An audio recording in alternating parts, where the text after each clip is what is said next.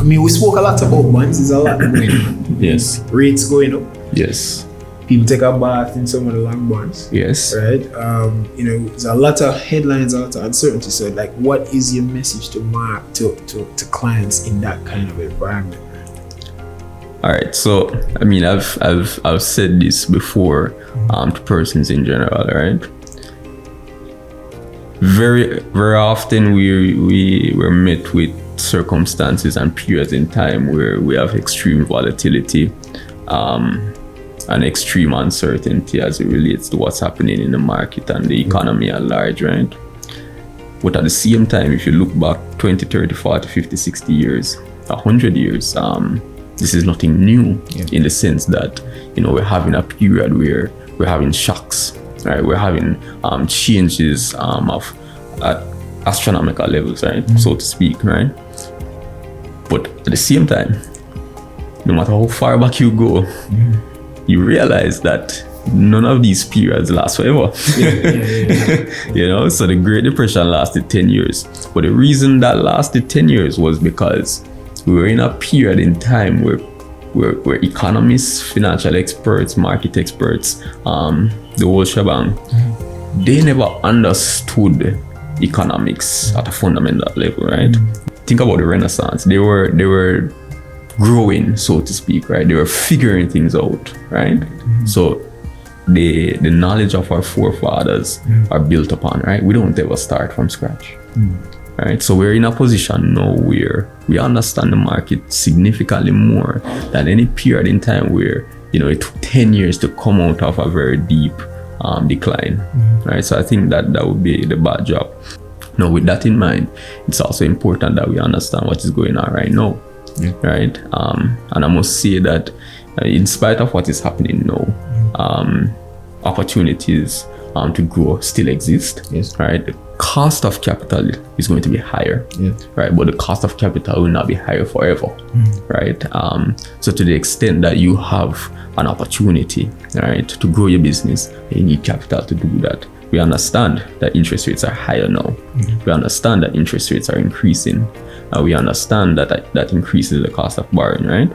But there are ways, as I indicated, as it relates to the preference shares, convertible preference shares, to soften the effects of that, right? So that you can grow the business now, right? Definitely, market volatility and changes in the market, adverse changes in the market are not reasons to not grow your business. Okay. So you have a solution for every environment?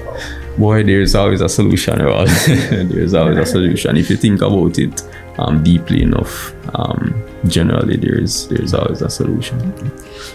And then, so even with all the gloom and all the uncertainty and negative stories, especially in the first half, Jamaica market, especially the junior market, wasn't going on too bad. Wasn't it? But I mean, what was you thinking there? I mean, did you see it as a big opportunity to be seized despite the environment at that time? And how have things evolved now? What are you thinking now? So we're talking about stocks now. We're talking about the stock market. All right. I think a lot of what happens in the stock market is behavioral and almost philosophical, right? To a large extent, what we have seen is a significant run-up in junior market stocks relative to main market stocks, so your larger companies, right? And I mean, the reason for that can be somewhat debatable, but I think one of the key things to think about is how companies that are smaller have the opportunity to grow more rapidly, right? And it's just a function of small numbers. If you have 10, it's easier to double 10 than 100. It takes 100 steps to double 100. It takes 10 steps to double 10, right? So, I mean, that has been favorable for junior market stocks. It's just case in point, right? We've seen that. In addition to that, we went down significantly through 2020, and it created almost a chasm as it relates to how these companies would have performed.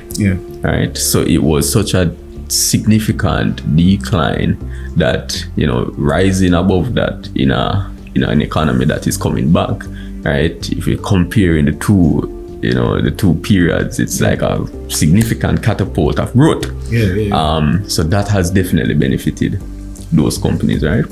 In addition to that, we've gotten to a point in which we have a marketplace that is, I would say, governed to some extent by individual investors who have increasingly made themselves aware of what the stock market is.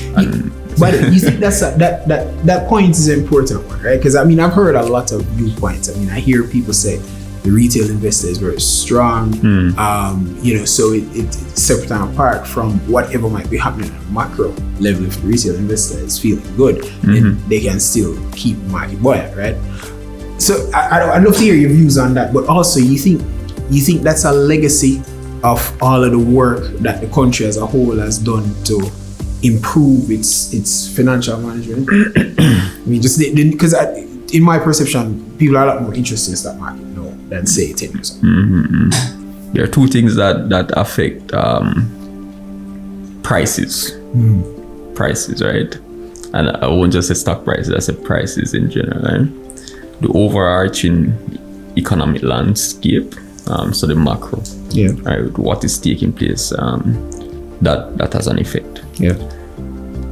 But the second thing that has an effect is perception and how people view things. It's behavioral, it's ideas, almost sentiments, right? I'll give you an example. Netherlands or Holland, I don't remember the year, but some centuries ago, they had what was called the tulip crisis. Yes. Where people were spending exorbitant amount for tulips, which were literally little flowers. Right? It made no sense. It wasn't economically, it made no sense. Tulips were more expensive than houses. What? Yes, this is a reality, Rob. Yeah. You get me? Yeah, man. So there's one aspect, which is the economic aspect that affects prices. But then there is the psychology and the sentiment of everyday people, and that takes precedence. Right? Because if people, nations are people, communities are people, right? And if people have an idea and that idea is collective and widespread, then they move prices. The same applies to the stock market, right? So the US economy could literally crash, right?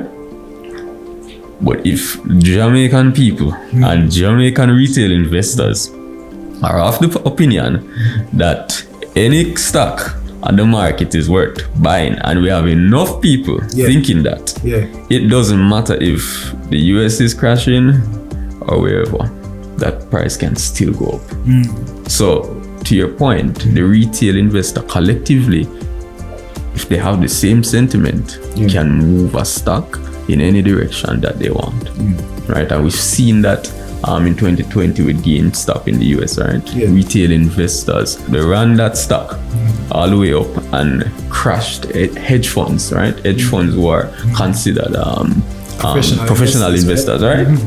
And hedge funds have significant capital. But if you pool enough small men together, one big man is not enough. So so that's an interesting perspective, right? Small man, not so small.